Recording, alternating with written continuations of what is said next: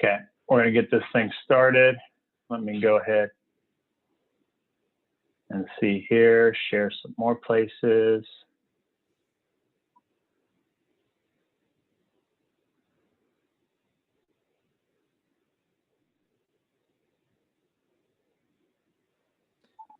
Cool.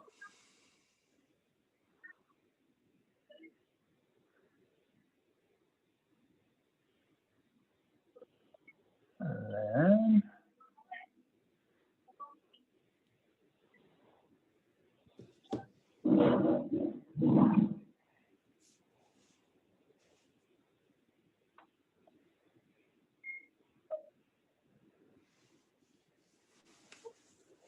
all right. Cool. So we're going to have some people rolling in here. We already got some people joining us. For those of you joining, welcome, welcome. We're going to kick off here in just a few moments. Let some more people join. What you up to, man? How's the Bay Area? Bay Area is good. We just had our governor come out and lock us down again. So, you know, gyms are shutting down. You bet he did. Are shutting. Yeah, but it's okay for him to go to a fancy restaurant, of course. Of course. Naturally. Yeah. Do as I say, not as I do. Yeah, that's of course. Him. Yeah. That seems reasonable. Yeah, of course. I mean, hey, you're the governor, right? The rules don't apply to you, I guess. Totally. I feel like we're probably on the same page as that. Yeah. Also, top right, if you make sure that you're on gallery mode, that way it shows us both side by side for the recording. The very, very top right of Zoom, you'll see where it says view. Done. Make sure it's on gallery. Cool. All right, guys. Well, let's go ahead and kick the party off. We got some more people rolling in. Thank you so much for joining. We really appreciate it. This is fun for Zuber and I because we just love connecting with other people. I mean, doing this alone is just not that fun. I've done it trying to be, you know, the hero taking on the world by myself. It is so much more fun when you work with other people and you have an abundance mindset. So if you're here, you're probably that same type of person. Couldn't be more happy to have Michael Zuber with us here tonight. This is a virtual meetup, the Visalia Real Estate Investing Meetup, hosted by us, Home Helpers Group, and I'm Dean Rogers, your host. We got Michael Zuber here because he continues to be a go-giver. He just continues to give in terms of value and continues to be an asset to us in the Valley, and not only just in the Valley where he invests, but across the nation with your message and the book that you give. So I just want to welcome you and say thank you so much. Why don't you just say hey to everybody and who you are and what you're all about. Yeah. Hey, everyone. Thanks for joining. I love giving back. I love interacting with high quality individuals like Dean. I've done deals with Dean. I've told Dean sometimes his deals are too expensive. And he's like, well, that's what I got it at. But, you know, when you can have an honest discussion with someone and it's respectful both ways, you know, those are the people I want to be around. And Dean is one of those guys that I seek out for and suggest others seek out as well. So, you know, kudos to you, Dean, for doing all of that. I'm just a simple person who didn't even start real estate investing until I was 30. After reading Rich Dad, Poor Dad, realized I wasted a whole bunch of money in my 20s and realized I was in a career that, you know, couldn't do it forever. It wasn't quite football, right? 3-4 years like you did. But, you know, it was a career that, you know, once you get in your 40s, you're old. And I looked up at the people that were above me in the org chart and realized I didn't want their life. They weren't healthy. They had horrible family lives, and I needed another way. Rich Dad, Poor Dad was the spark, but it didn't tell me how to do it, right? If you've actually read it, I've read it probably 50 times now, and it changes your mindset. It gives you a little this or that, but it didn't tell you how. So that was really important for me.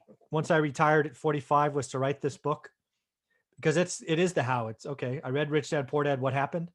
We start with that house on Norris Drive, 1818 Norris Drive. And 15 years later, a huge housing run up, a spectacular housing depression, a return, hard money, private money, single family homes, apartments. It's all in there.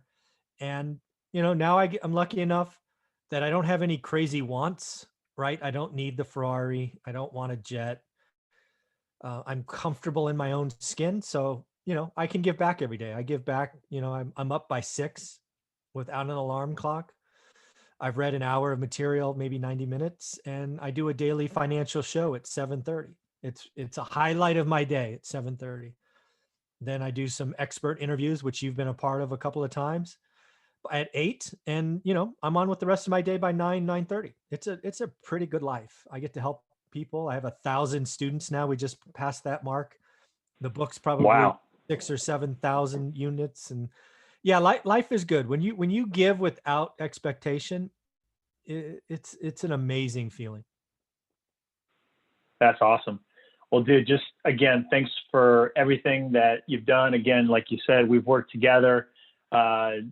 You're great to work with, and you do what you say. This isn't some guru who's just sharing something that he learned and did a couple times, right? You're living it and breathing it. And I just want to highlight your book, One Rental at a Time. I knew about it before I read it, before you sent me a copy, and I took the time to read it. And I already could tell what the context was going to be, and I understood the high level. But I tell you what, I couldn't believe how simple you laid it out. It was exactly like Rich Dad Poor Dad, where when I read it, my mind exploded because it was just so simple and practical and easy to follow. The same feeling and emotion I had with Rich Dad Poor Dad, I had with your book. I say that with complete sincerity, that I was stoked. I was like, hell yeah, Zuber, nice work, man. That's awesome. That's awesome. Because teaching and training and sharing the message in this kind of format, it can be done loosely, but to put it on paper and put it done simply, hats off to you for accomplishing that. So if you haven't read it already, go order it. It'll cost you nothing compared to the value you'll get from it. Will be endless. So, and I've been in the business and I learned stuff from it, no doubt about it, that I'm putting to practice as well. So I think that's awesome. So, hey, today is just a live Q&A. We got folks that are watching live right now, and there's going to be many more people watching it on the playback. And we have a lot of folks that sent in questions beforehand. So for those of you, appreciate you doing that.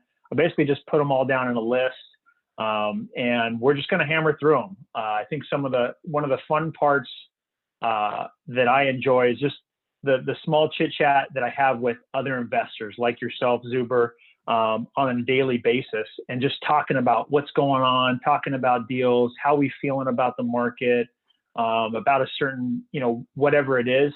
And just to be able to capture that is sometimes fun. So that's what we're going to do today, is just have an open conversation, and would love your guys' feedback. If you got questions as we're talking through stuff, let us know, whether it's on the playback or live. So we're just going to dive right in right now and kick this off. So first question, I kind of put it in order of what would make sense. So, how do you get started buying rentals? And I think that's a loaded question, but how does someone who's just getting started, or maybe has active income from another business, whether it's real estate or other, what's the easiest way to get started buying rentals? Well, this answer, I don't mean it to sound as flippant or, tongue in cheek as some may hear it. But when you decide to, you come to me and you talk to me about buy and hold real estate, I really want to check and make sure that's what you want. Because as you know, Dean, real estate investing has so many options, right? You can go in 50 different directions. So many people reach out to me because I'm the one rental at a time guy, and they talk about it. But, I spend 5 minutes with them. And in that 5 minutes, they're like, hey, maybe I should wholesale instead. Oh, maybe I should flip. Oh, wait, maybe I should do multifamily instead of single family homes. So the first thing I would tell you is you have to decide, right?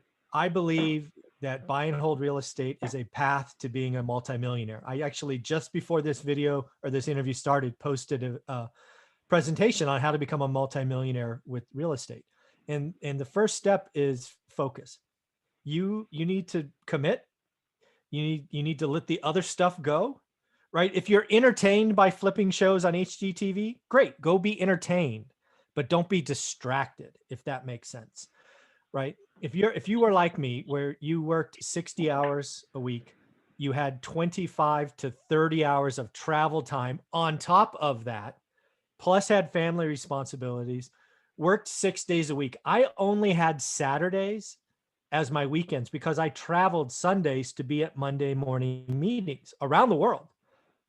So if that's your life like mine was, you can't do everything. So focus, make sure that's what you want. And then the beauty is you can become an investor in a market you've never lived in 10 to 20 minutes a day. That's all it takes. It does take daily commitment. That's what I teach and talk about, right? I've never lived in Fresno. When I started, I knew no one. I'd never been to the Central Valley except for one drive-through on the way to Yosemite. And yet I would say I know Fresno better than 99% of the investors. It's because I've been looking at it every day for 20 years. So the first thing I would tell you if you come to me and you tell me you want to be a landlord or you want to get your first rental is I'm going to check you, because more than half of you, you're only saying that because you think that's what I want to hear, right? A lot of you like the quick money. Oh, I go lock up a deal. I'll do some postcards and, I'll hire somebody in the Philippines to cold call people. And, I'm going to go make, 10, 12, 8, whatever it is, 50K on a freaking assignment fee. That's great. But don't come talk to me because I don't do that. Go talk to Dean, right? Go talk to Jason, right? Go talk to someone else. Go talk to Don Costa. But if you're ready, you have active income, you want to be a real estate investor, I can help. It's actually not that hard. It's focus and daily execution. If you get just 1% better a day, you will be an amazing investor in your market inside of 90 days. I think this is the perfect question to kick things off, because I think the thing that holds people back is they see that shiny object. I know when I first got started, what helped me do my first deal in 3 months after deciding, like just Googling and deciding I wanted to get started in real estate, it took me only 3 months. Now, that's quick for some people and it's slow for some people. And some people, it takes a year to do the first deal. Sometimes people fall into a deal in 2 weeks. So that's not the point. The point is that it took me 3 months of no distractions, complete focus with the same schedule as you, working in the tech world, commuting 3 hours a day on the BART, hour and a half each way to go into Pleasanton.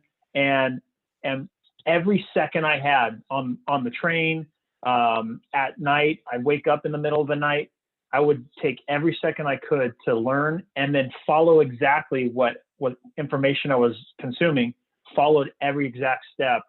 And that's how I was able to get results. Too many people, they see the shiny object and then they're off watching TV. They're wasting all this time and they realize, oh, this is much harder than I thought. You just got to be focused, and it doesn't have to be crazy hours if you don't want to. It could be like you, where you have just gotten familiar, right, with the market and understand what an opportunity looks like so you can take action when the time is right. So I think, just not to go too into the weeds of other tangents, but like if you're going to get started buying rentals, you just got to get focused. And like you said, Zuber, you got to make sure that's what you really want to do, because what kind of, do you want single family? Do you want multifamily? Are you in other markets? Like there's a lot of other questions to answer, but you just got to start being focused. So that's a good segue into our next question, which is, what are some of the best markets for rentals, and how do you even identify that? How did you pick Fresno? That's a great question. So there's many answers and I'll try to give them all to you. So let's do it the first one. Why did I pick Fresno? So my journey starts, right? I live in the Silicon Valley. And if you know anything about Silicon Valley, let's just call it extremely expensive. All the books I read 20 years ago said invest 30 minutes from home. So I didn't know any different. So I spent a year, literally 52 Sundays, looking for that magic cash flow house in the Silicon Valley. They don't exist. And they really don't exist today, right? They didn't exist in 2002. They don't exist today. So what we did is we pulled out a California map, because the first question I had to answer was, for us, Olivia and I, did I want to get on a plane to go see our rentals? Because we wanted to see them, touch them, feel them, kick rocks. And I already traveled over 100,000 miles a year, every year. And the last thing I wanted to do was get on another plane. So that took out of state for me. I couldn't do out of state. for us. It works for others. It doesn't work for us. So then we pulled out a California map and we just started drawing circles, 30 minutes, 60 minutes, 90 minutes. Soon enough, 2.5 hours later, Fresno was the first market that made sense. At the time, I believed in the 1% rule. I don't now, but we bought that house on Norris Drive for 107. It rented for 1095, so just over the 1% rule. It had 500,000 people at the time, which I didn't want a town. I wanted a city. Now it's roughly 1 million people in the county, so it's big. So that's why Fresno 20 years ago. Now today, that's an interesting question. I believe, and I talk about it frequently the last 6 to 8 weeks, is I believe this health crisis is causing a fundamental shift in, I'll call it consumers or owners, specifically millennials. Why do I say that? Because I can see already that the millennials who used to pay $4,000 a month to live in a shoebox in San Francisco or New York or Chicago or Seattle are like, I'm done. I have a high-tech job. They're telling me I can work from anywhere. So they're trading their $4,000 rentals for $2,000 mortgage payments, but they're buying in the suburbs. So what I would tell people looking at this is where are people moving to, right? Where's a big enough city? I'm not talking town. I'm talking city where people are going. You can use the U-Haul. U-Haul is a great thing I use occasionally. I just talked about it yesterday. San Francisco to Phoenix is $2,500. Phoenix to San Francisco is $300, right? 8 times difference. So guess what? A lot more people are going than are coming. That's what that means. So you can check things like that. So I would be looking for a place where the millennials are going. Forbes just did a magazine. I did a video on it on the top 15 markets. First, Fresno is on the list. I think it was number 11. It might have been number 9. I forget, but on the list, which is awesome. But Boise, Idaho was number 1, which I thought was interesting, right? Wow. Kind of I don't know Boise. If somebody's watching from Boise, I don't mean this is disrespectful. I just don't know it. I would not have guessed Boise, but it's big enough. It makes sense, right? It's a state capital, right? It's got outdoorsy. I played football there on the blue turf. There you go. All right. Not BYU. What was the blue turf? Boise, right? Boise State. Boise. Yeah. The Broncos. The Broncos. Yeah. So, it's space is good. Quality of life. Just as we joked earlier on about Gavin Newsom, right? Your home now is your school for your kids. It's your gym for your workouts, right? It's your movie theater. It's your restaurant. And oh, by the way, it's your work. And yeah, space is good. So I actually believe single family homes in the suburbs, Fresno included, are going to go up 10 to 15% between now and the end of next year.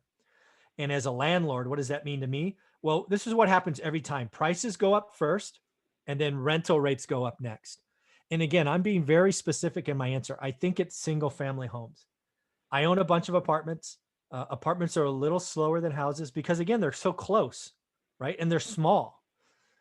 So I think the single family home, man, if I were to start right now, the only thing I'd be buying is single family homes with a yard, backyard, front yard, garage.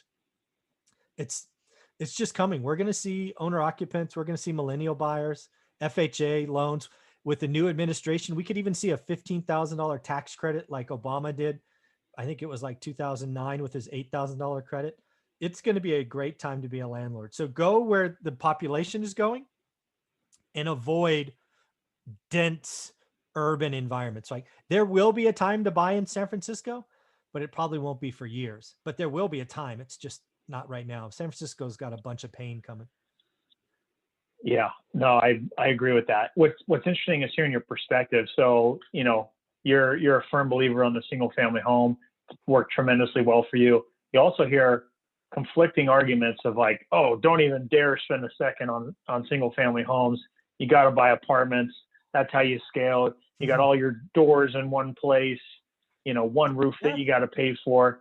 So you do hear conflicting arguments. Sure. I agree with you in the sense that, there's just so many different things that we could go into in terms of arguments playing back and forth. But me personally, I've also experienced, good success in the single family homes as well. Let's talk about it. Cause I've had, most of my wealth has come from owning apartments, right? My first 5 or 6 years was wonderful with houses, but that's because that's all I knew, right? I didn't buy an apartment the first Mhm. 6 or 7 years because I didn't think I could, right? I thought apartments were all billionaires. I didn't know who owned them. But I did a bunch of 1031 exchanges, and for a good 5 or 6 years, all I owned was apartments. So again, apartments, bigger is better. I mean, Grant Cardone, right? He's bigger is better. Yeah. Oh yeah. That worked from like 2012 to 2018. I mean, you could have fell down and made money with apartments. Yeah. But guess what? Cap rates got compressed, and I'm very upfront. I sold 2 C-class apartments in Fresno, so almost 50 units, for under a 6 cap. And if you know Fresno, it normally trades, a C-class will trade it more like a 7.5 or an 8. But Yeah. the money is so cheap, people were frankly overpaying. So just like houses, if you want to overpay for a house I own, I'll let you. If you want to overpay for an apartment, I'll let you. Bigger is better doesn't always work. And today it doesn't work. Here's the deal. I did a video the other day on doing the math of an apartment building. There was an apartment building that traded in 2018 for 120 million. That apartment building now is suffering rent drops to the tune of 15%. That market Wow. is seeing cap rate expansion. That building is seeing vacancies increase. So I worked with another syndicator, which is somebody who buys apartment buildings. And we did some rough math live on a recording. And we think that building's worth 60 million bucks today. The building lost Ouch. 50%. And oh, by the way, if you're an investor in that, you probably came in with 35% equity, all of your money's gone. That building is in technical default. We are going to see huge apartments lost. If there was an apartment deal done after 2018, there's a very good chance it will be in technical default very soon. Ouch. Yeah, I think timing is everything, especially in the apartment game, because in most cases they're not buying it on current status of that building. Yeah, it's They're buying it value based add. on Yep. appreciation or value add. And if you can get it cheap enough today, that's great. There's still people that are Sure. doing it, but Not generally most. speaking, that ship has sailed. You got to wait till the next turn comes when the market goes down, and now it's time to buy again. Yeah. So a lot of that is timing. We had a question from Mustafa who said, do you think apartment units are still good in Fresno through 2021? Obviously, it depends on the price, but yeah, generally speaking. So this is what I'm telling. Again, I'm very upfront with people. I am trying to repeat, Mustafa, what I did in my book. So what I did in my book, step one, is buy a bunch of houses because I think houses are going to appreciate. And I think apartments are going to come in. I think apartments are going to have higher vacancies. You're going to have lower rents. And if you know anything about how apartments are valued, it's based on NOI and a cap rate. So I think apartments in general are going to be cheaper in 2 to 3 years. And you know what I did? I did 1031 exchanges out of 8 houses into 80 units. I'm going to buy 20 to 40 houses in the next 2 to 2.5 years. And I'm going to do some 1031 exchanges in 2024 or 25. Because what most people don't realize is residential debt is fixed for 15 or 30 years. Most people don't get that commercial debt is 3, 5, or 7 years. It's scary. So there's an auto refi and an auto evaluation, and there will be plenty of apartments that you can't refi. And that means the owner is forced to sell or liquidate, or the bank takes it back. I bought buildings from banks in the last crisis, apartments for 0 down last time. It will happen again. Banks don't want them. And these are big things that are maintenance headaches. And so, no, I wouldn't, generally speaking, I would not touch a multifamily greater than 5 units in 2021. There's always the exception, right? If Dean works his magic and gets a deal of a lifetime, sure, I believe those exist. But for average people, and I include myself as average, I will not be buying an apartment building in 2021. Yeah, I think, like we just said, the timing is everything. And that's an interesting thing to think about. Not only are there trends, but just general economics around single family homes versus multifamily. So look at single family homes over time. I think they're just going to continue to appreciate. Mm-hmm. Whereas multifamily, like you said, there's I think there's a limit on that. You know, it goes up and down. Yeah. Mm-hmm. So, and again, let's just be clear. I heard today. So one of the big things that scared me, because again, one of the reasons I talk at these meetups is because I want to hear what the crowd is talking about. So in 2018, everybody was a syndicator, which means they raised capital from other people. I heard today there's a Bay Area, Silicon Valley syndicator that's pretty well known that is losing 2 apartment buildings, and he's losing all of his limited partners' money because his building went into technical default. He's had to lower rents, and the building doesn't debt service, and the bank's taking it back.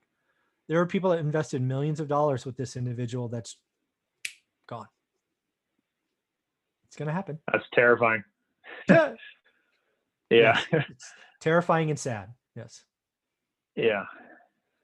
So, yeah, that's some good dialogue going back and forth about that. So another question here, we touched on it briefly, is would you recommend buying out of state? So with a trend right now. Yeah. So with out of state, I think out of state investing could work. I certainly don't think it's as easy as people think it is, right? You look at an Excel spreadsheet. I mean, how many people in California? I mean, I talk to dozens of people a week. They call me up and go, why do you invest in California? Well, it's worked for me, and I think I know my market, blah, blah, blah. Well, why don't you invest in Ohio? You can get 12%. I'm like, who the hell told you can get 12%? Well, my Excel spreadsheet I got said you can get 12%. I'm like, yeah, I can get an Excel spreadsheet that says I get 20%. I live in the real world, not some fucking Disneyland. And it's just harder than you think. And to be so arrogant to think that there's not another investor that lives in that market that wouldn't do that deal is just silly, right? I can't. It does scare me, yeah. When people call me and say, I just found a deal in Ohio, I'm just picking on a state instead of picking on a city. And I go, great, how long has it been listed? And they go 90 days. I go, are you kidding me? Everybody who lives in that market has looked at that deal 3 times. You're some schmuck from California who's got too much money and no time, and you think it's a deal? I guarantee you it's not a deal, because no deals last 90 days. They don't. There are, I mean, like you try to get a deal in Fresno by you or I mean, it could happen if you're quick, if you have good timing, but I guarantee you there's no deal in Fresno that's 90 days old. It just doesn't happen. Unless you're getting it for a significant price drop, but you're not going to find it on the MLS and $5,000 less. Oh, it's a deal. Like, no, you're just not going to happen. So when I tell people out of state investing is I say, A, where do you have boots on the ground? Let me hang up on this wholesaler. Some wholesalers trying to buy my house. I get so many calls a day. That was a wholesaler. Anyways, what was I saying? So what I tell people is boots on the ground. When you're going out of state, I want to see who's your boots on the ground. If your boots on the ground are someone you're paying, that doesn't work because they are incented to tell you what you want to hear. So I want to hear things like my brother or sister lives there. I grew up there. My best friend from college lives there. I want to know you have somebody that is going to show up at your funeral. If you have somebody in that city that will get on a plane, go to your funeral and cry, you can invest there. Because I want to check the checker. That's what I want. Who's going to check the checker? And if you have that, go nuts. But otherwise, you're going to get ripped off. I do probably 5 interviews a month with people that got ripped off out of state. It's just not as easy as people make it seem. Yeah. Is it doable? Yes. Can people be insanely successful? Yes. It's the same principles of investing in your own backyard. Yeah. You got to have the right people. If you got the right people you can trust, you can do it. Case in point with me, when I first started doing my first flips after a year of wholesaling, I immediately jumped into doing some flips in Arizona because that's where I had done some wholesaling. My now partner said, hey, I like what you're doing. Let's do some flips together. You're doing stuff in Arizona. Let's try there. Boom, jumped into doing flips, bought 8 within 2 months, I think.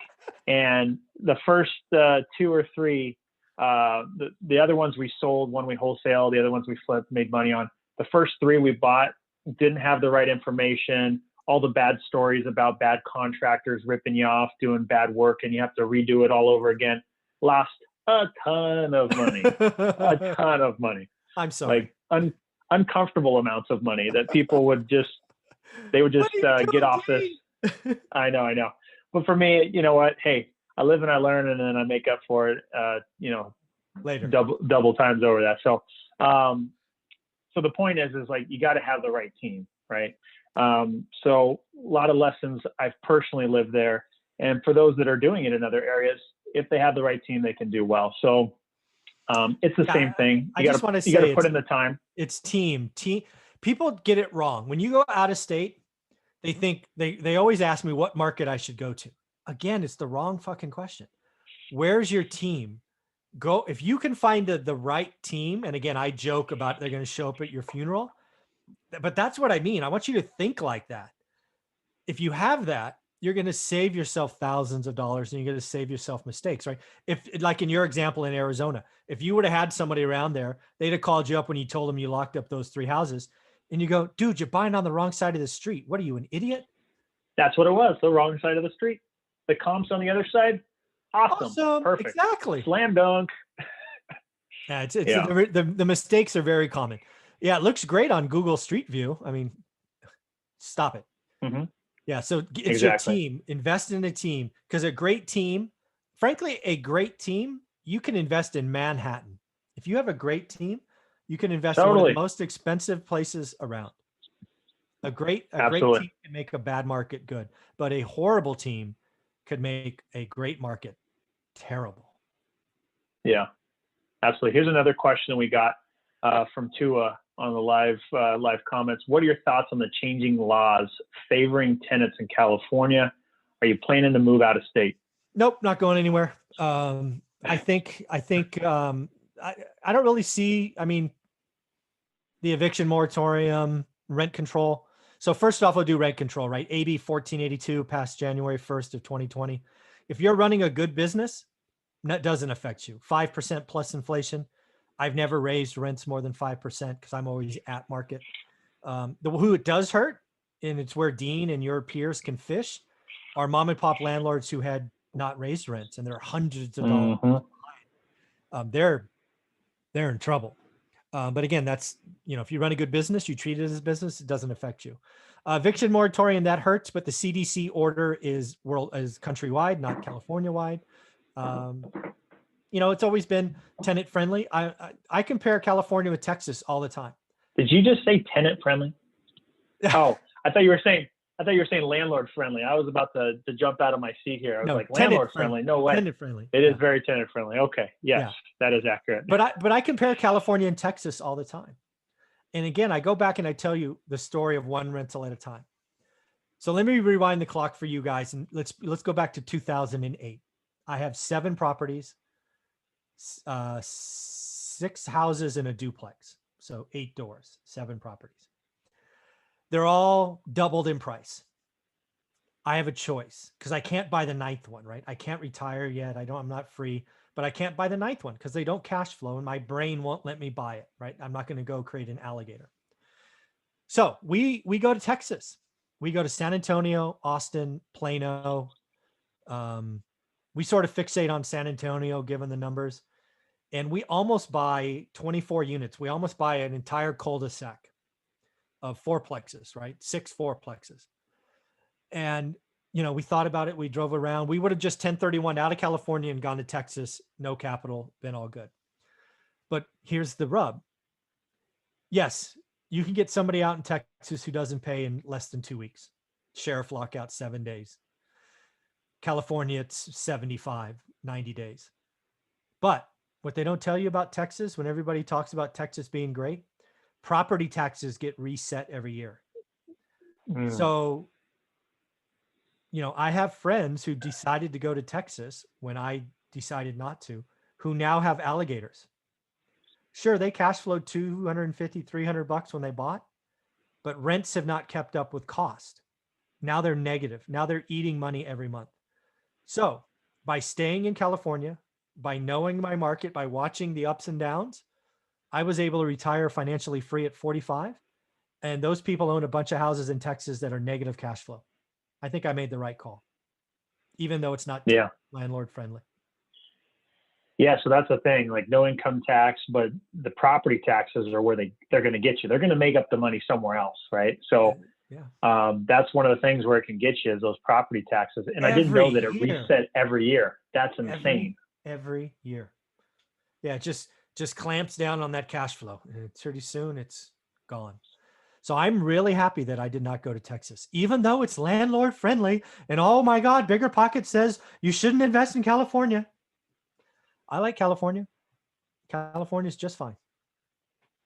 It's treated me well, and we're in the same markets, and I think that's the place to be. Honestly, Oh I yeah. couldn't imagine buying a low end $500,000 house in San Diego that rents for $2,000, $2,500. Like No. you're stroking payments to the mortgage every month. That's painful. The Central Valley in a decade will probably be, it could almost double population at 50%. It'll go up 50%. And it's going to be this hub of activity, right? There are people leaving the Silicon Valley, going to Fresno, and it's Fresno. Fresno being the heart of the Central Valley is going to be an amazing place. I am so happy most of my wealth is there. Yeah.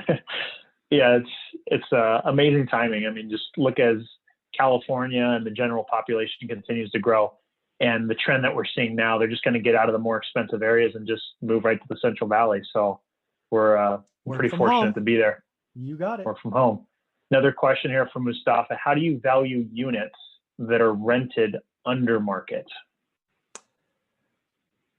Well, I mean, I'm not really sure, because I see this all the time. So I got a 20 unit, 50 unit, who cares how many units, come across my desk as a lead.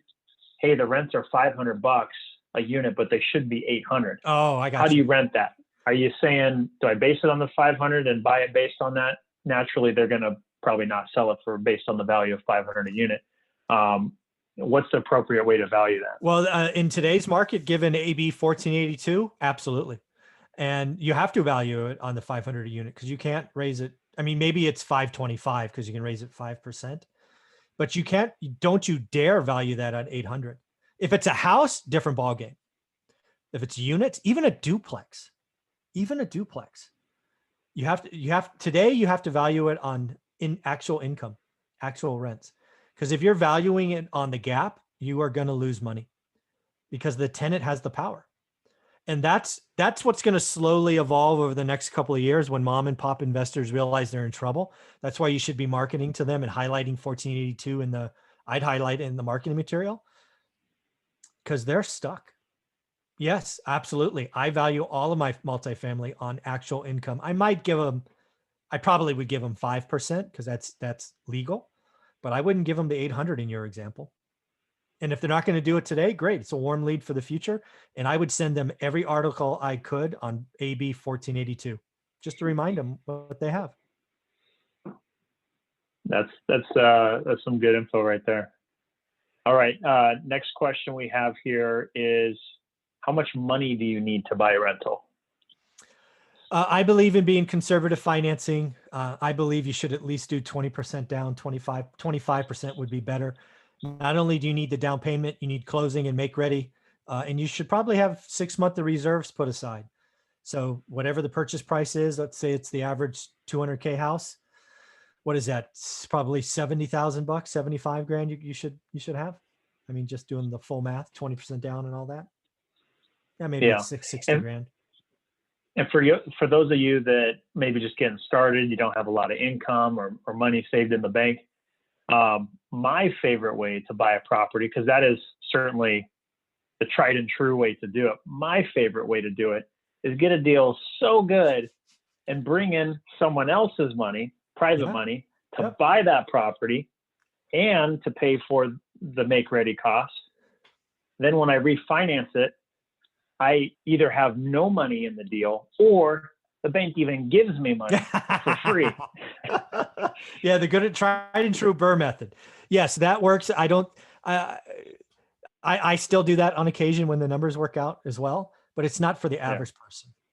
I don't Absolutely not. Yeah, I don't want people to take this the wrong way. Not to set the wrong expectation that anybody could just go find a deal like that. They're not just sitting around. Yeah, they were there. They were there in 2010. I did lots of those in 2010.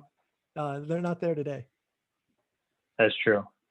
Yeah. So for me, I mean, it's when I find a rental, usually I'm running my numbers based on trying to have no money into it. I'm happy to put money into it if it's a good rental and it makes sense. Yeah. How many units, But for me, what percent of your units do you have less than, say, 10% in? that's a good question. 80%? If I were to guess, yeah, it's got to be 80% or more. Yeah. Yeah. Yeah. I would say mine are probably 60%. Yeah. Maybe 50%. But yeah.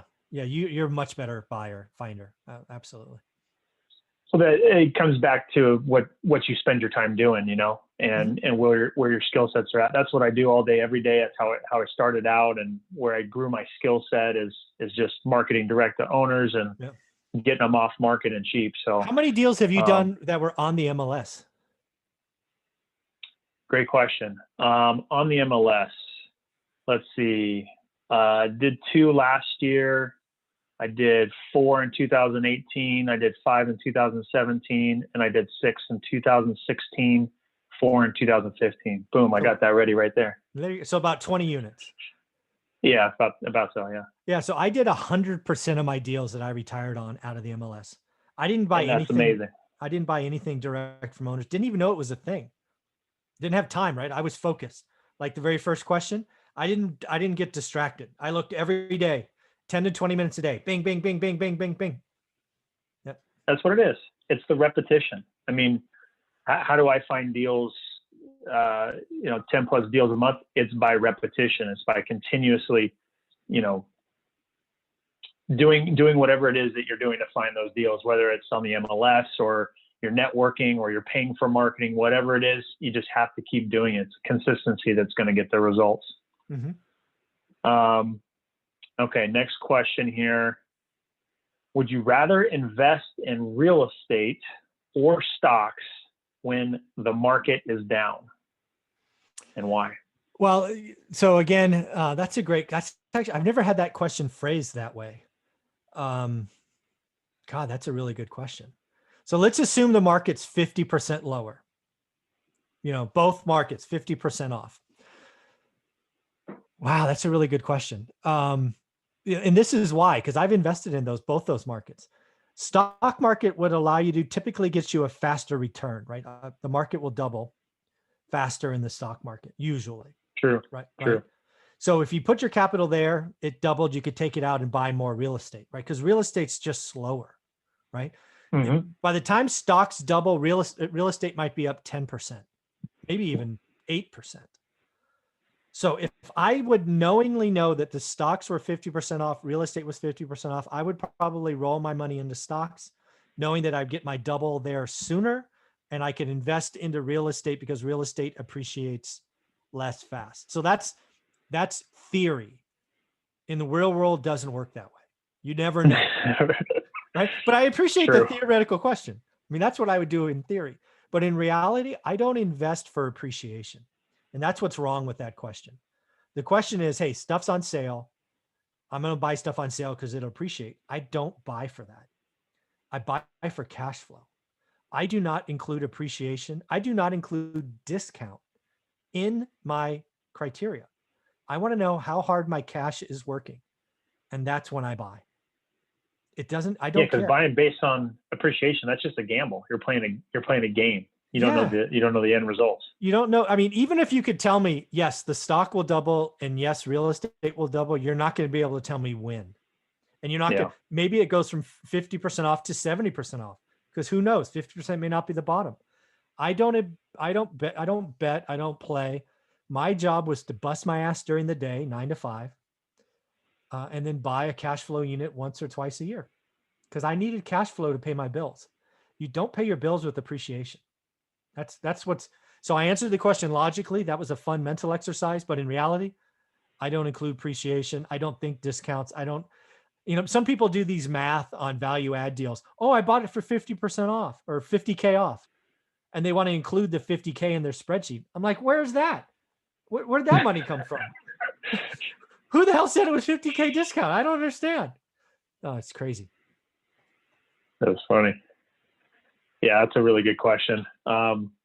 because on paper, just logically, you can kind of figure that out, and you did. I think that was interesting to hear you talk about that, because it gets your mind thinking, oh, okay, maybe I could kind of plan this out for the next market correction. But you're right, you don't know how that roller coaster rides. You don't know if when you're buying down here, it's going to go down further. Yeah. And you got to hold on. Falling knife is a real thing. Yeah. Yeah, people get scared and they pull their money out and they lose. They just lose. Yeah.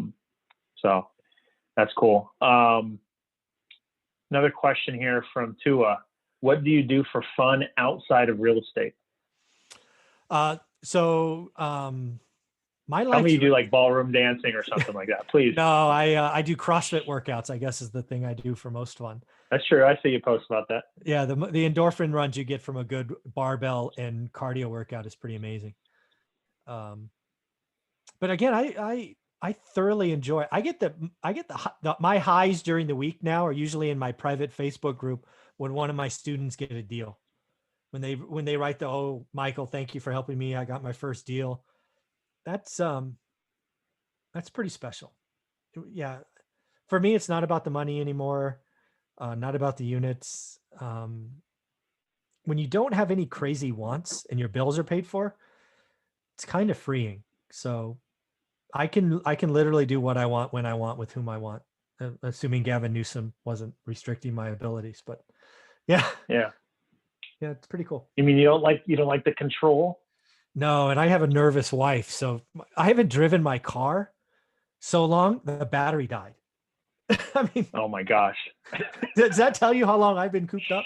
It's crazy. When I bought my golf cart, they said, if you leave out of town, keep it plugged in, because if you leave, the lithium battery will just drain and then it'll die and you'll have to replace it. So keep it plugged in.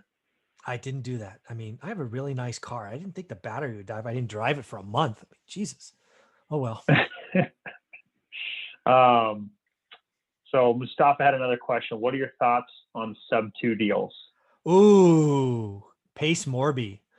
Yeah, I know you've been plugged into this in 2020. Oh yeah, I think sub-2. I think sub-2 is going to be I personally think Dean's going to get more sub-2 deals starting July of next year for the next 18 or 24 months. Than you do just normal deals. I think sub-2 is going to be the number one transaction for creative folks, but it probably doesn't start till June because we got to get through forbearance. We got to get through eviction stuff. We got to figure out what's going on with the economy.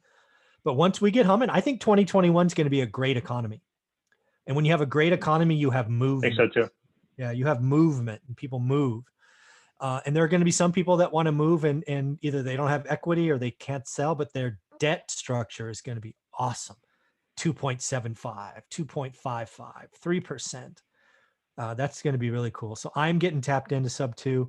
I'd love to do some sub-2 next year, but I don't market directly. So we'll see. But yeah, I think sub-2, I think it's going to be the number one vehicle after June of next year for adding units. I really do. So Mustafa, I love the fact you have to ask that question. I've been plugged into Pace Morby as well, been paying attention, been having my team watch videos and get up to speed on how a lot of that works. I just love the way you laid that out there right now. Just the way that the market is going.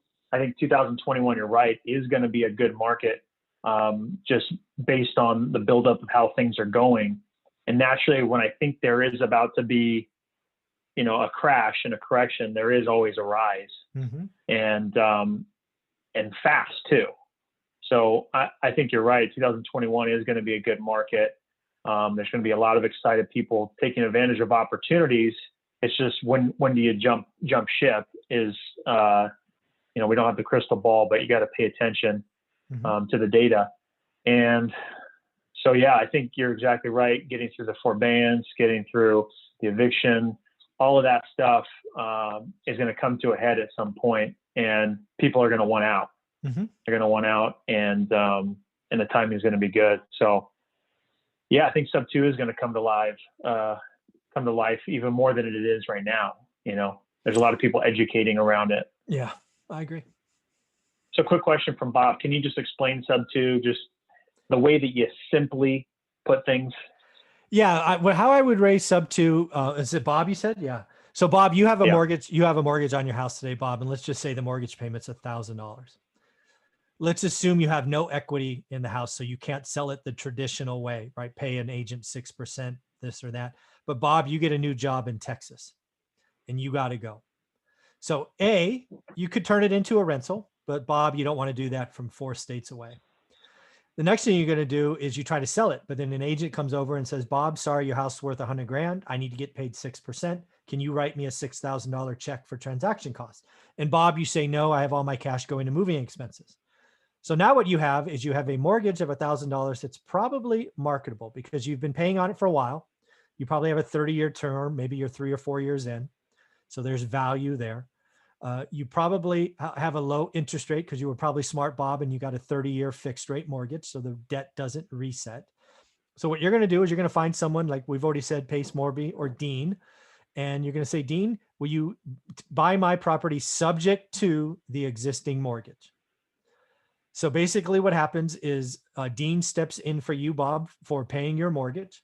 Bob, you're still on the hook because you're still named. You still have insurance, all of that. But basically, Dean is now paying your mortgage payments, and Dean will very likely rent it because he wants to be a landlord. And, by the way, he's not 5 states away. And then what will happen, Dean or Bob, at some point, you may have a clause that says, Dean, you got to refi me out in 5 years or whatever it is. But yeah, that's the essence of subject to. It makes perfect sense when the seller has no other option and doesn't want a foreclosure. That's essentially what it is. Yeah. So at a high level, you're basically buying the property by taking over their mortgage. Yeah. There might be some money involved. You might give them a little something just for letting you do that. You might need to do that to make up for payments that they're behind on, something like that. Mm-hmm. Mm-hmm. But in essence, you're taking over their mortgage and taking advantage of their low interest rate and keeping it as a rental. Yeah. And just so we're clear, Bob, you're still on the mortgage. So your debt service, if you go to Texas, you probably can't buy, you will have to rent, just to tie that out. That's the one downside of subject to, is it still hurts the debt service of the original seller, but it's certainly a better option than a foreclosure. Yeah. So it still shows the debt on your credit score. That loan hasn't magically gone. So you got to be clear to that person you're doing that deal with. You can't just paint them some pretty picture. You can go buy a new house now. Yeah. No, you still owe a mortgage. And so you're probably going to have to rent, assuming you can't make the payments because you're already in that position, so great question. So we touched on this one, but just generally speaking, what are your thoughts on the evictions being kind of shut down for right now, unless there's good cause that you can still evict? Yep. Yes. I was glad a misnomer. I was glad they added that tweak. So again, I did a video on this a little bit ago. I'm down about 50 grand. I have a couple of tenants that are clearly playing games, basic, cancel rent, all of that. And so it does happen, but I've had rent collections across my portfolio over 93%. So in general, if you do quality tenant screening and all of that, and you do the right things up front as a landlord, which is your requirement, it's really not been that bad. I was very nervous, right? I called my property manager on Sunday when this all went down. And I said, shit, what happens if 50% don't pay? Right? Because I didn't know where this was going to go. But again, over 93%. Again, as a human being, as someone who was house insecure, like we were a weekend away from being foreclosed when I was a teenager. So I get it. I feel for folks. But if you're really just playing a game, you're still employed, and you just think there's free rent and you're going to ghost me when I evict you, karma is going to get you. And I'm going to hit your credit with a $20,000 judgment when the time comes. Even if it cost me $1,000. If you want to play that game, I can play it too. But in general, most people are hardworking, honest. I'm glad I have Section 8 rentals because that money still shows up.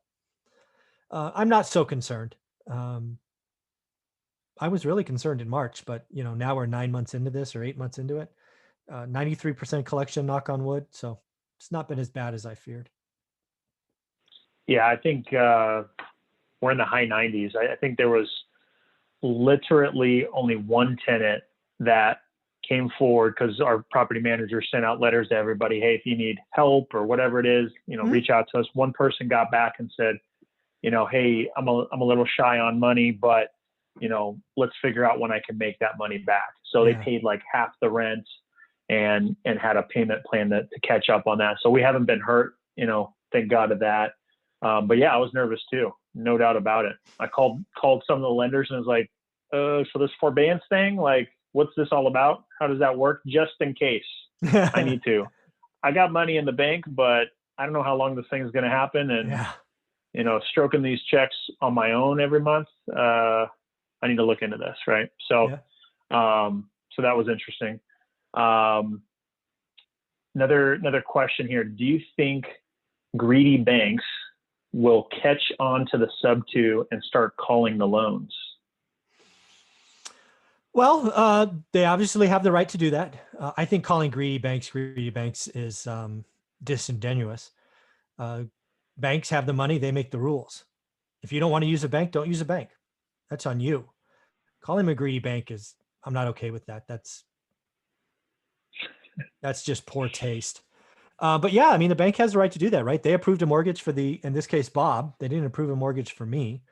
But in essence, I have been doing this long enough, and I can tell you with 99.9% certainty that all the bank wants is the mortgage payment. They're not going to look.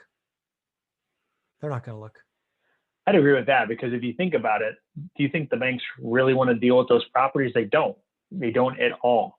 That's not what they're built around. They're built around just collecting payments and collecting their percentage. Yeah. And again, remember what we said. The only reason we did sub-2 is because there was no equity.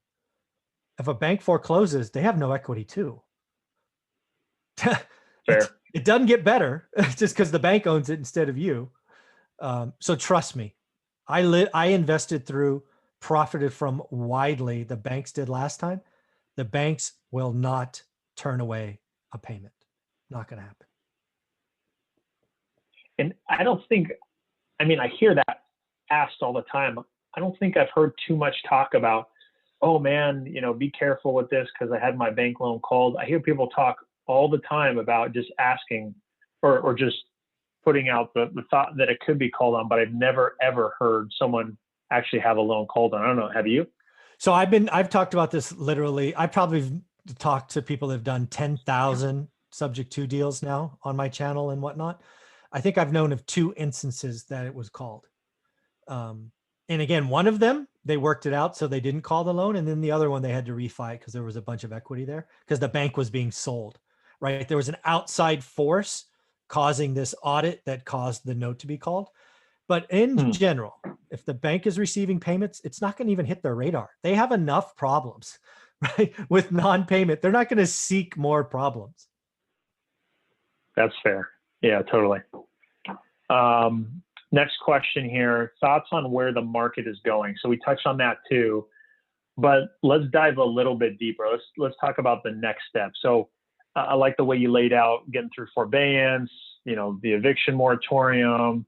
June or July, you hinted at something happening there. What do you think is going to happen, and how do you think that's going down? Yeah, so let's be very careful. When we say the market, we have to be a little more intelligent about that, right? Is the market the stock market?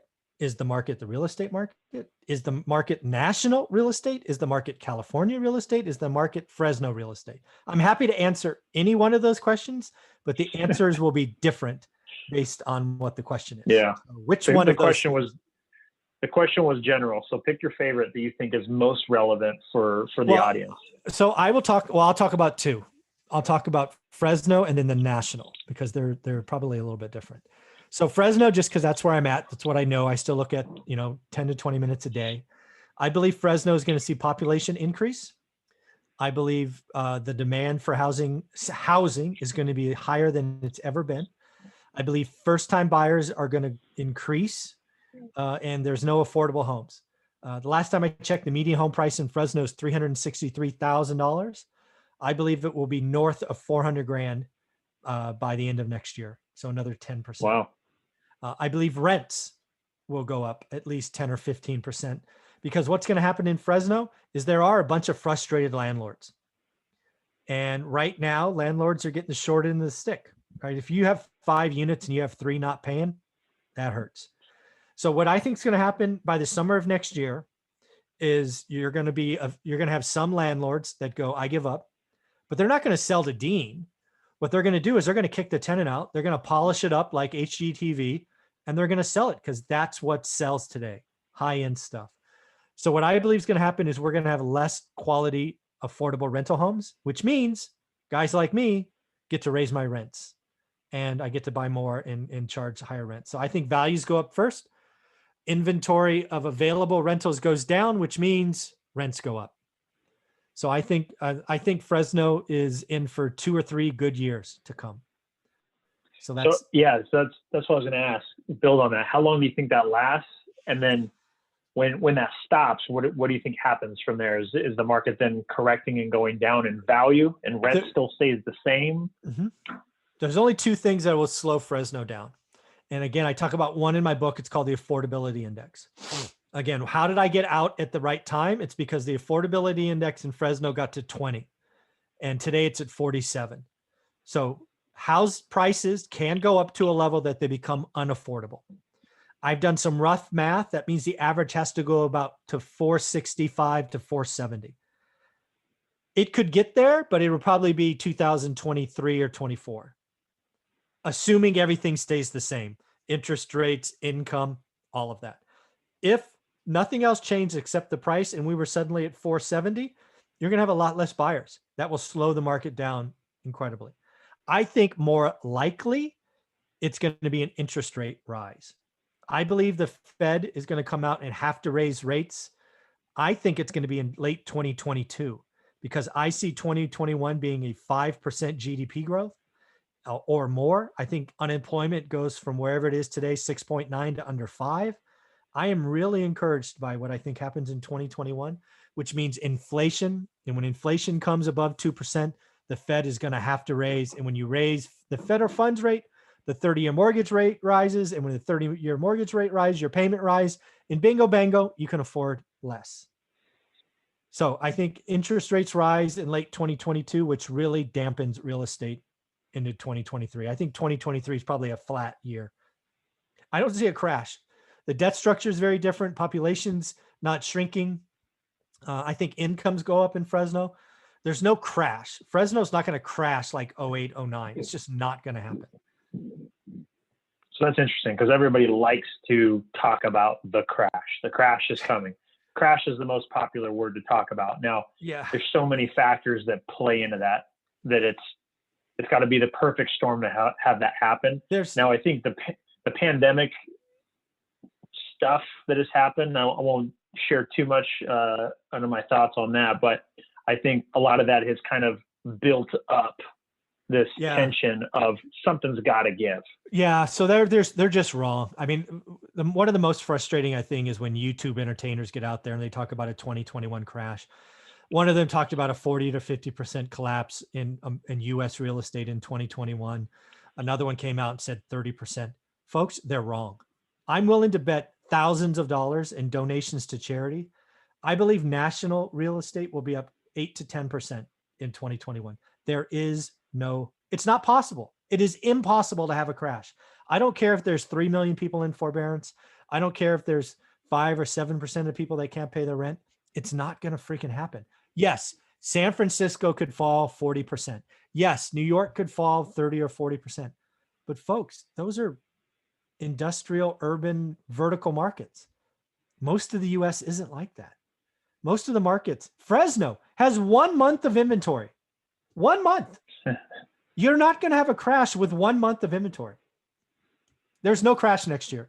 If you're waiting for a crash, it ain't coming. It's not going to happen. So I love how passionate you are about that because, again, there's a lot of people that are just shouting from the mountaintops. They're just the crash is coming. Save your money, stockpile. Now, I agree. I think values are going to go up over 2021. But how long do you think that lasts? You said it going up. Interest rates. It's all about interest rates. Interest rates. Yeah. If interest rates stay at 3% or below, we are going to go until it's unaffordable, which means in Fresno about 470.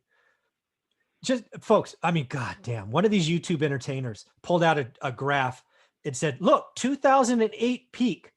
Look, 2020 peak. They're the same. Or 2020 is a little bit above 2008.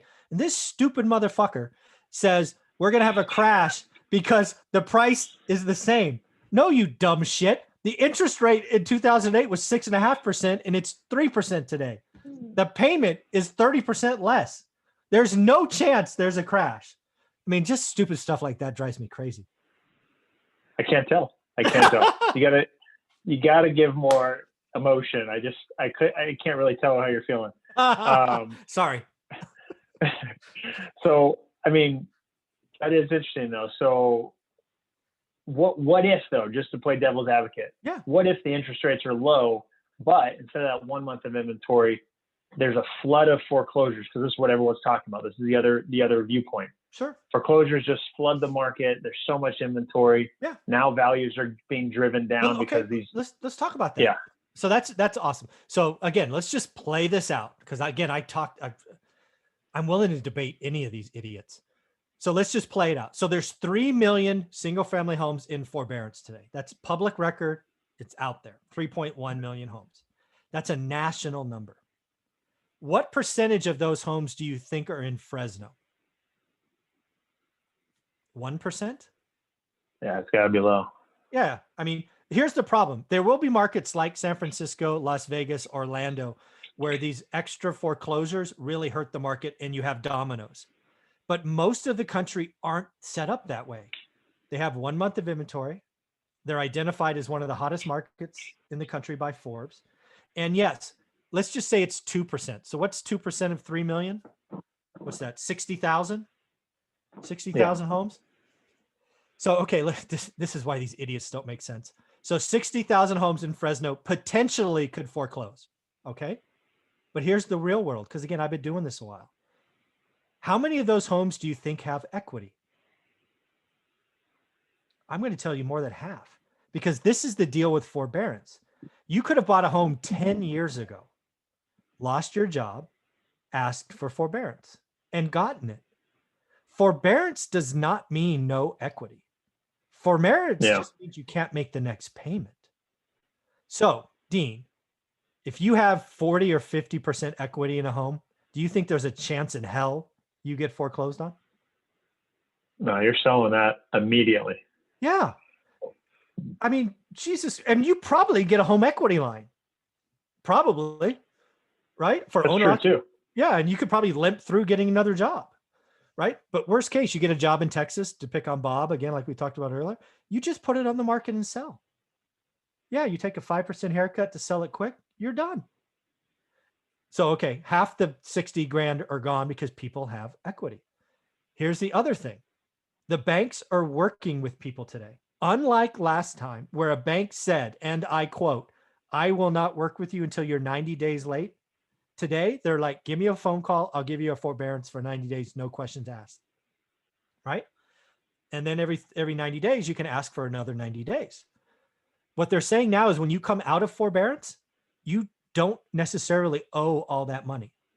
They will put it on the back as a second 0% that only gets paid off when the first or you sell the property. So you're not even on the hook for extra money. It's like, wait. We got to pause there, because I haven't heard about this, because I stay out of the news. Yeah. So entirely, here it is. Let's just do the math. That's new.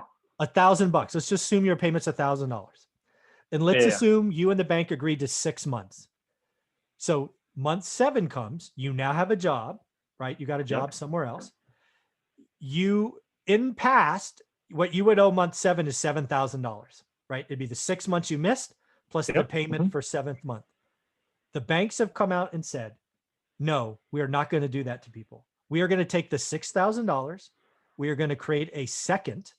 We're going to put it on the back of the loan, no payments, no interest. And the only time you will pay me that $6 grand is when you pay off the first or you sell the house. So on month 7, you owe me $1,000 and you sign this note that says, now I have a second for $6 grand because of payments from January 1st to June 30th or whatever it is. As long as you get another job, you are not selling. Why would you? You just had a payment holiday for 6 months. There's no downside. That's crazy. Because I knew that was potentially going to happen. But again, hearing a lot of people say, oh, they're not going to do it, all these people are going to be screwed. No, I mean, that was a possibility, but they came out and said, if you have a federally backed mortgage, which most owner occupant loans are, Yeah. that is a very likely outcome. Now, if So you're is that sitting, is that a nationwide, hey, if it's federally backed, then we're yeah, going to do that? well, they're going to, so the bank has the right to look at your statements. If you suddenly have $1 million in a savings account, they're going to no, give me my $6,000. But if you don't have that, they're just going to bingo, bango, create a second, they're done. You're off to the races. Pay me month 7, you're good. Right? So again, Wow. as long as you get a job inside 6 months that you can pay your original mortgage, you're not going to foreclose. So all these people waving their hands about foreclosures coming, I don't know where they're going to come from. They're just logically speaking not going to happen. And playing in, building off of that, if there is that, if that does not happen, then you're exactly right. 2021 should just be cruising along the same trajectory it's going right now, which is some pretty good appreciation. Yeah. So again, just to finish that story out, we will have, Fresno will have some foreclosures. There will be some people that bought too high, that lost their jobs. They can't get another job in California. They got to go back to wherever. There will be some foreclosures.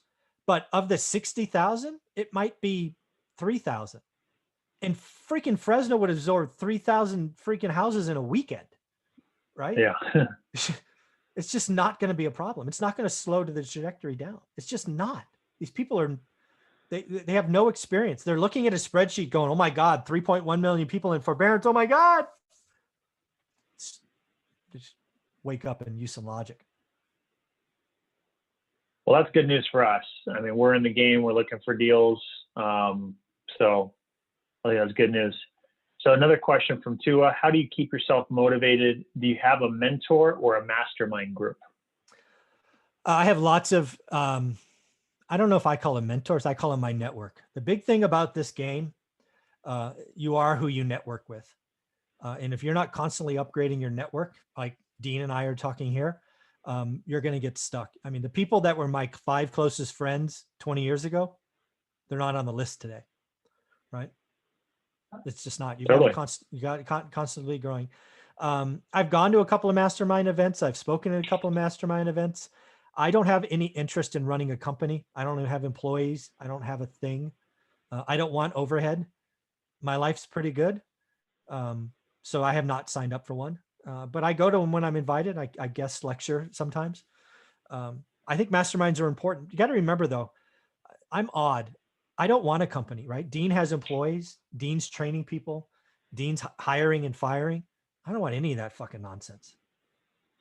It's not for me. I hear you. It's not for everybody. You got to figure out what works for you and what kind of lifestyle you're trying to bring. Like you said, I think, which is so smart, you buy based on cash flow. You're not buying based on appreciation or any other made up stuff you want to figure out that's going to make you wealthy. If you buy on cash flow, you're going to create income that then provides a lifestyle and stability, and the appreciation will create your wealth. But not gonna help you with your lifestyle. Yeah, and let's be clear. There are I talk to investors all over the country and sometimes all over the world. The rock stars in Fresno, there's 3 or 4 deans on the list of some of the best folks out there. So if you're networking the Central Valley, there are some amazing people there that if you get close to and just follow, you're going to be very successful.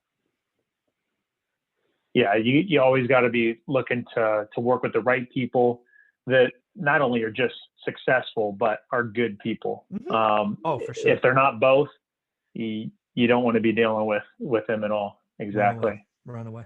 Yeah, exactly. So for those of you guys had some great questions.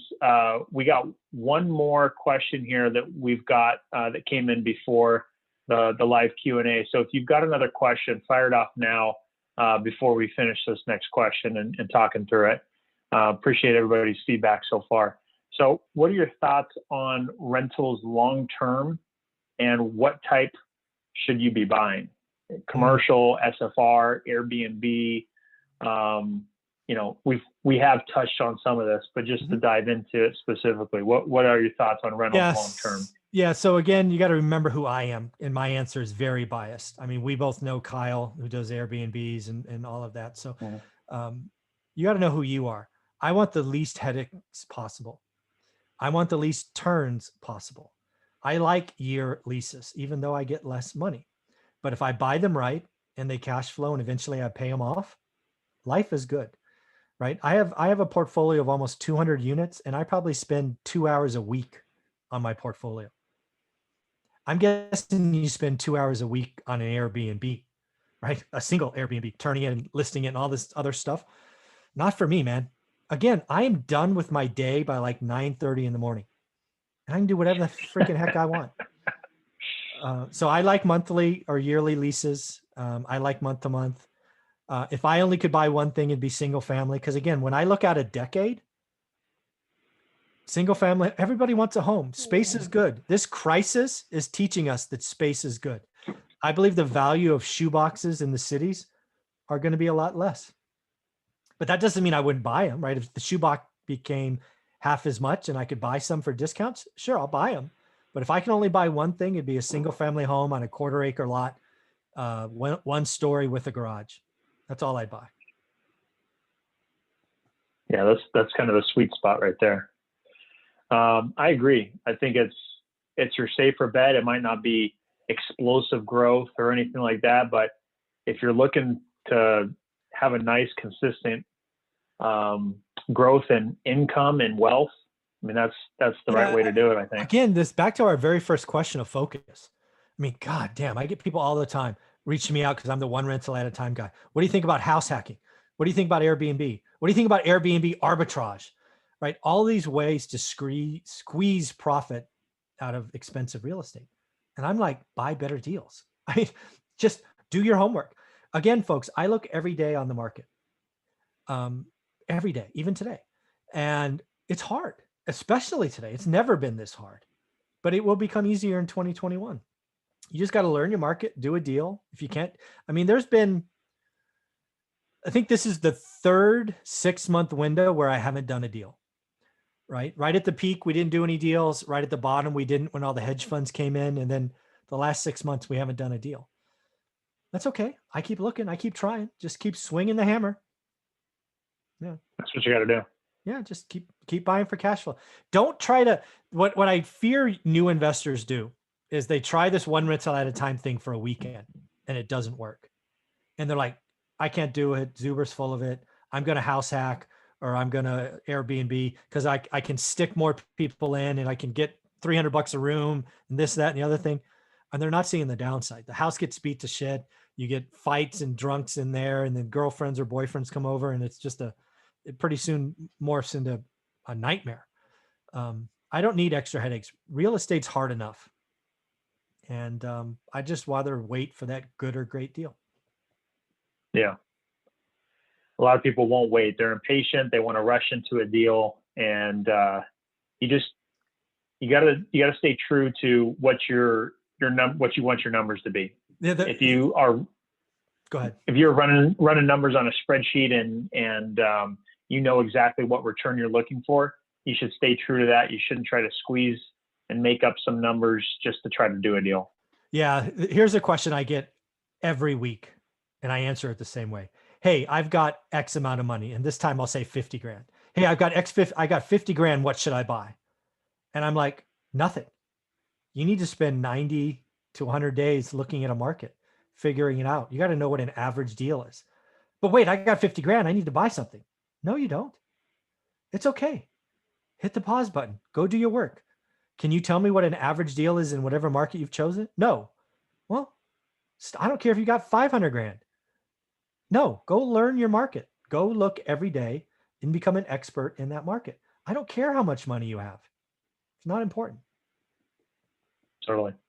Another question from Tua here. How do you decide whether to flip the property and make, for example, 50,000 or do the BRRRR method and make, let's say, 20 grand and cash flow 200 a month? So, how would you decide, hey, I want more money now, or, I can get some money, but it's mainly cash flow property?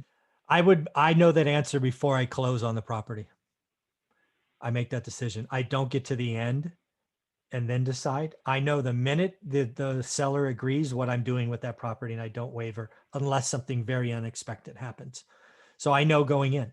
I probably know when I made the offer, if it's going to be a flip or a burr, because I made the decision on my spreadsheet. I wrote it down. This is going to be, but for me, it's keep or flip, right? Yeah, I do that at the offer stage. I don't lock it up, do the work, get to the end, then decide. I've made that decision before I've submitted the offer. totally. Yeah, I agree.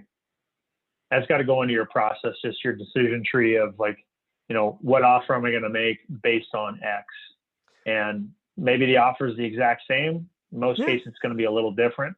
Mm-hmm. Yeah, because what happens if you decide later, typically, again, because I've been doing this a long time, is you end up selling the fat ones and you keep the skinny ones, which in the long term, you actually end up with properties you probably don't want. That's dumb. That's true. That's true. That is a good point. Just because it's a fat deal and you can make a big payday doesn't mean that you should sell it, because that means maybe you just got a better deal for a rental. You've got more equity in it. Maybe you do a little bit of cash out, but still, nonetheless, you got to decide early. If you decide late, you are going to end up with a portfolio of stuff you don't want eventually. True. Yep. Yeah, there's some deals that I'm looking at right now on the spreadsheet. Mm-hmm. Like this one right here, I got 51% loan to value. Could have sold that one, put $100,000 in the bank, $100,000. Nope, kept that one. Nice.